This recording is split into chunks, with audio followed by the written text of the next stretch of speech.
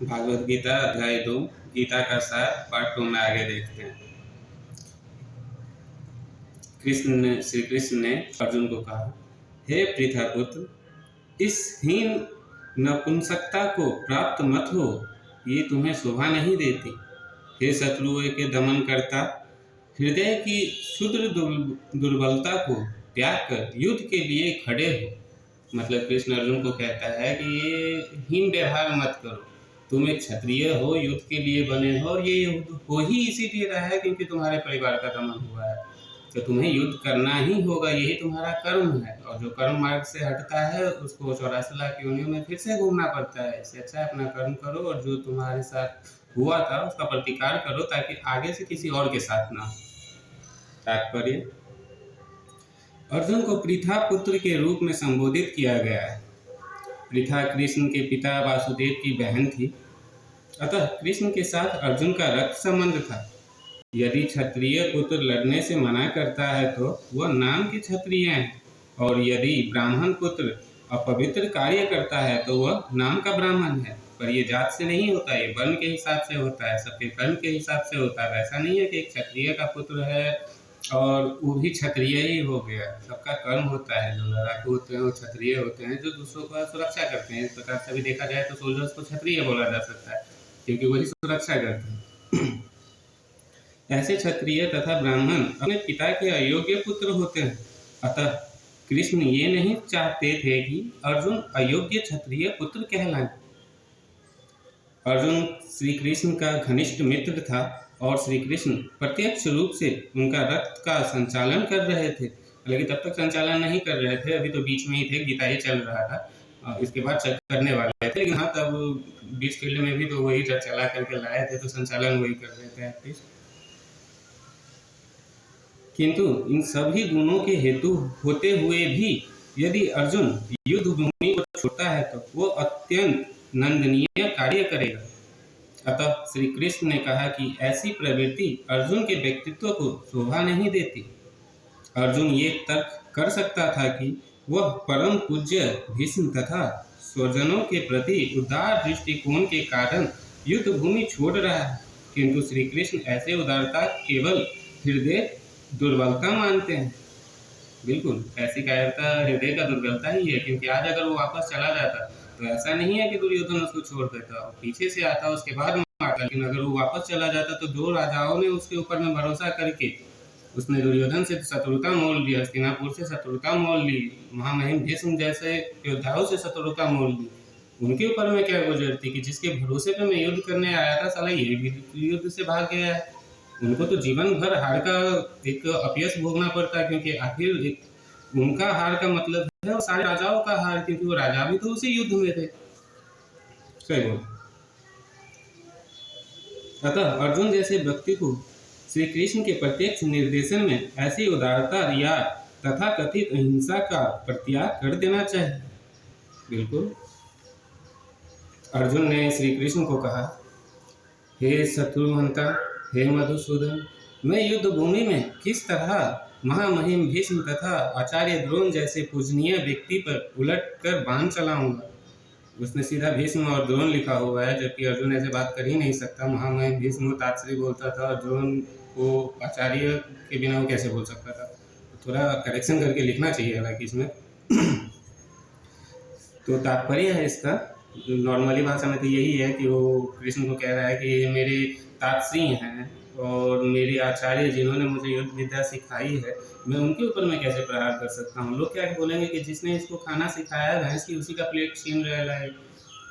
मतलब वही तात्पर्य देखते हैं। भीष्म पितामह तथा द्रोणाचार्य जैसे सम्मानीय व्यक्ति सदैव पूजनीय है। यदि वो आक्रमण भी करें तो उन पर उलटकर आक्रमण नहीं करना चाहिए। ऐसा बिल्कुल नहीं है भैंस की, ये तो कृष्ण ने ही कहा है कि सामने वाला चाहे कोई भी हो, अगर वो बेफिजूल के तुम्हें छेड़ता है तो उसको छोड़ो मत, क्योंकि आज अगर तुम उसको छोड़ रहे हो तो उसको प्रोत्साहित मिल रहा है कि आगे जाकर के वो दूसरे के साथ ऐसा करे। तो कोई भी हो, अगर बेफिजूल का छेड़ रहा है तो छोड़ने का तो बिल्कुल नहीं भैंस। ये सामान्य शिष्टाचार है कि गुरुजनों से वाक्य युद्ध भी ना किया जाए। वाक्य युद्ध भी ना किया जाए, अगर गुरुजन से वाक्य युद्ध नहीं किया जाए, अगर डिस्कशन नहीं किया, आर्गुमेंट नहीं करनी चाहिए। लेकिन डिस्कशन अगर नहीं करोगे तो पता ही नहीं चलेगा किसी चीज़ के बारे में कि ये चीज़ क्यों हुआ है। अगर सर ने सब कुछ पढ़ा दिया और तुम डिस्कस ना करो कि सर ये चीज़ मुझे समझ में नहीं है, अगर अच्छे से बताओ तो तुम तो कभी ये चीज़ समझ ही नहीं पाओगे। तो आई डोंट थिंक ये चीज़ सही लिखा हुआ है। यहाँ तक कि यदि कभी वो रुक्ष व्यवहार करे तो भी उनका साथ रुत वही रुक्ष व्यवहार मतलब वही मतलब अगर कोई रूड व्यवहार करे तो भी उसके उनके साथ रूड व्यवहार ना किया जाए। चलो ये तो सही बात है। तो फिर भला अर्जुन उन पर बाण कैसे छोड़ सकता था धनुष में लगाकर? क्या कृष्ण कभी अपने पितामह नाना उग्रसेन या अपने आचार्य सांदीपनि मुनि पर हाथ चला सकते थे? अब देखो इसमें सांदीपनि मुनि को ही यहाँ पे घुसा दिया गया है। सांदीपनि मुनि एक ब्राह्मण थे, उन्होंने कभी अस्त्र नहीं चलाया, उन्होंने सिर्फ एक शिक्षा दी है। वहीं आश्रम में 45 दिन की शिक्षा में कृष्ण को वहाँ पे सुदर्शन भी मिला परशुराम की तरफ से। तो अब सांदीपनि मुनि पे वो हाथ नहीं चला सकता था क्योंकि उनका कर्म अलग था। वही सांदीपनि मुनि अगर आचार्य द्रोण की तरह अस्त्र उठाते और सपोज करो जरासंध के साथ उनके साथ युद्ध करने आते, तो क्या कृष्ण ने इंद्र के साथ युद्ध नहीं किया था?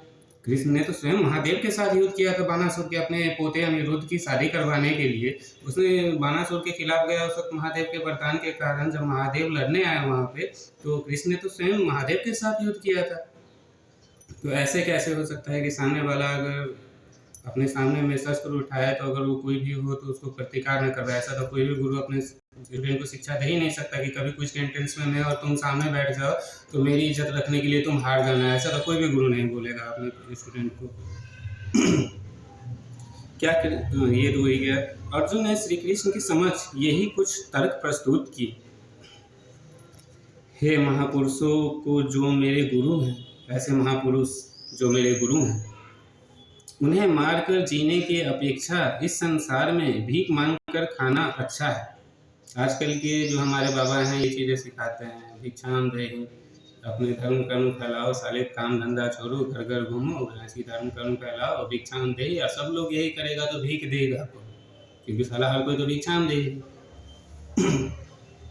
भले ही वो सांसारिक लाभ के इच्छुक हो किंतु हैं तो गुरुजन ही, मतलब वो कुछ भी हैं तो गुरुजन ही। यदि उनका वध होता है तो हमारे द्वारा योग्य प्रत्येक वस्तु उनके रक्त से सनी होगी। तात्पर्य, शास्त्रों के अनुसार ऐसे गुरु जो निंदनीय कर्म में रत हों और जो विवेक शून्य हो, त्याजन्य हो, त्यागनीय है, मतलब ये लिखना चाह रहा था, यहाँ पे थोड़ा मिसप्रिंट है। दुर्योधन से आर्थिक सहायता लेने के कारण भीष्म तथा आचार्य द्रोण, महामहिम भीष्म तथा आचार्य द्रोण उनका पक्ष लेने के लिए बाध्य थे। हालांकि महामहिम भीष्म को अपना प्रतिज्ञा सही से ज्ञात नहीं था। उन्होंने कहा था कि मैं सिंहासन के प्रति निष्ठावान रहूंगा, लेकिन सिंहासन के प्रति निष्ठावान होने का मतलब होता है राष्ट्र के प्रति निष्ठावान होना, सिंहासन में बैठने वाला आसीन व्यक्ति के प्रति निष्ठावान होना है। वो खुद वहाँ पे नहीं बैठ सकते थे, पर उनका जो प्रतिज्ञा था वो राष्ट्र के प्रति था कि मैं हमेशा सिंहासन के प्रति निष्ठावान रहूंगा। मतलब उनके कुल का सम्मान गौरव का रक्षा करने की जिम्मेदारी महामहिम भीष्म की थी, जो कि उन्होंने उस द्यूत सभा में नहीं निभाई थी। तो ये उन्होंने प्रतिज्ञा तोड़ी थी जिसकी सजा उनको मिली थी। यद्यपि केवल आर्थिक लाभ से ऐसा करना उनके लिए उचित न था। ऐसी दशा में वो आचार्य का सम्मान हो गए थे, किंतु अर्जुन सोचता है कि इतने बड़ी उसके अतः उनका वध करके भौतिक लाभों का भोग करने का अर्थ होगा रक्त से सने अवशेष का भोग करना। कहीं ना कहीं अर्जुन सही था, लेकिन कृष्ण भी उसको सही समझा, उसी के चक्कर में उसको अपना वंश निपटना पड़ गया, क्योंकि गांधारी ने उसी को सलाह दिया था कि तुम्हारे चक्कर में मेरा वंश निपट गया है, तुम्हारा भी वंश निपटेगा। उसने तब भी बोला कि चलो ठीक है। आखिर उसका वंश निपटने का मतलब ही था ना कि कृष्ण का भी निपटना, तभी तो उसको चलो एक मामूली सा तीर खा करके उसको मरना पड़ा, वरना वो भी तो रहता था। उसके मरने के बाद हुआ क्या, कलयुग का आगमन हुआ, वहीं पे सोचो सारे द्वारकावासी पानी में डूब गए। हर किसी के अर्जुन का धनुष बाण का सारा शिक्षा चला गया कृष्ण के चाहते ही। सारे बहु बेटियों को सब उठा करके ले गए एक शराब के कारण। बताओ उस युद्ध से कृष्ण का क्या फायदा होने वाला था, जबकि बलबरीक ने साफ साफ बोला था उस युद्ध में तो कोई लड़ ही नहीं रहा था, भैंस की दोनों तरफ से तो कृष्ण लड़ रहा था। तात्पर्य, अर्जुन की समझ यह नहीं आ रहा था कि वह क्या करे, युद्ध करे और आवश्यक रक्तपात का कारण बने। यद्यपि क्षत्रिय होने के नाते युद्ध करना उसका धर्म है, या फिर वह युद्ध से विमुख होकर भीख मांगकर जीवन यापन करे। यदि वह शत्रु को जीतता नहीं तो जीविका का एकमात्र साधन भिक्षा ही रह जाता है। ऐसा थोड़ी है कि अगर वो शत्रु को नहीं जीतता तो जीविका का एकमात्र कारण उसका भिक्षा ही रह जाता है। वो अगर शत्रु को नहीं जीतता है तो वो साला वो उसको दास बना लेता है। जब जीविका का कारण उसका भिक्षा भी नहीं रह जाता, गुलामी रह जाती उसकी। ये चीज़ कृष्ण जानता था। फिर जीत भी तो निश्चित नहीं है, क्योंकि कोई भी पक्ष विजयी हो सकता था, ऐसा अर्जुन कभी सोच ही नहीं सकता था। ये पॉइंट से भी मैं डिसएग्री करता हूँ, क्योंकि अगर अर्जुन के पक्ष में 1% भी इस चीज़ के रिगार्डिंग होती कि कृष्ण के होते हुए वो हार सकता है, तो नारायणी सेना को अपनाता। वो नारायणी सेना जो कृष्ण की थी, जो कभी भी कोई भी युद्ध नहीं हारी थी, जिसने स्वर्ग के इंद्र को भी हरा करके वहाँ से पारिजात पुष्प और उसका राज्यसभा उठा करके लाया था, जिसमें कभी भी भूख प्यास या कोई बुरा नहीं होता था। यदि उसकी विजय हो भी जाए, क्योंकि उसका पक्ष न्याय पर था, न्याय का तो उसका भी पक्ष नहीं था, क्योंकि युधिष्ठिर ने अपनी बीवी को भैंस की वस्तु समझ के दांव पे लगा दिया था, तो न्याय का पक्ष तो उसका भी नहीं था। हमेशा भीम भैंस की कर्म का अपमान ही करता था, क्योंकि उसका जात सूत पुत्र बोल करके उसको कीड़ घिनाता रहता था, तो न्याय का पक्ष तो इनका भी नहीं था। तो भी यदि धृतराष्ट्र के पुत्र मरते हैं तो उनका बिना रह पाना अत्यंत कठिन हो जाएगा। उस दशा में यह उसकी दूसरी प्रकार की हार होगी। अर्जुन द्वारा व्यक्त इस प्रकार के ये विचार सिद्ध करते हैं कि वह न केवल भगवान का महान भक्त था, अपितु वह आध्यात्मिक प्रबुद्ध और अपने मन तथा इंद्रियों पर पूर्ण नियंत्रण रखने वाला था। राज परिवार में जन्म लेकर भी भिक्षा द्वारा जीवित रहने की इच्छा उसकी विरक्ति तथा दूसरा लक्षण है। ये सारे गुण तथा अपने आध्यात्मिक गुरु श्री कृष्ण के उपदेशों में उनकी श्रद्धा, ये सब मिलकर सूचित करता है कि वह सचमुच पुण्यात्मा था। एग्री। इस तरह यह निष्कर्ष निकलता है कि अर्जुन मुक्ति के सर्वथा योग्य था। जब तक इंद्रियां संयमित न हो, ज्ञान के पद तक उपना कठिन है, और बिना ज्ञान तथा भक्ति के मुक्ति नहीं होती। अर्जुन अपने भौतिक गुणों के अतिरिक्त इन समस्त दैवी गुणों में भी दक्ष था।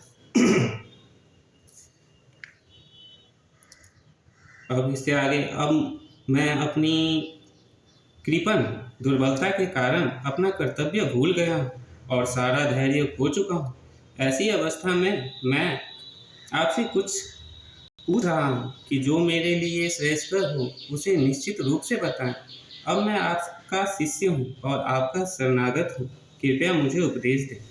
अर्जुन श्री कृष्ण से कहता है कि अब मैं सब कुछ भूल चुका हूँ। अब तक मैंने जो भी सीखे थे, इस युद्ध में आते ही जैसे ही मैंने अपने परिजनों को सामने देखा, अपने दोस्त भाई बंधुओं को सामने देखा, मैं सब कुछ भूल चुका हूँ कि मैंने जो भी आज तक सीखी है, जो भी मैं शास्त्र जानता हूँ, जो भी युद्ध नीतियाँ जानता हूँ, मैं सब कुछ भूल चुका हूँ। मुझे समझ में ही नहीं आ रहा है कि धनुष चलाना कैसा है, कौन सा शस्त्र के लिए मुझे कौन से मंत्र का उच्चारण करना है, मुझे कुछ भी याद नहीं हो रहा है। तो इस वक्त मैं ही आपका शिष्य हूँ और आप ही मेरे गुरु हैं।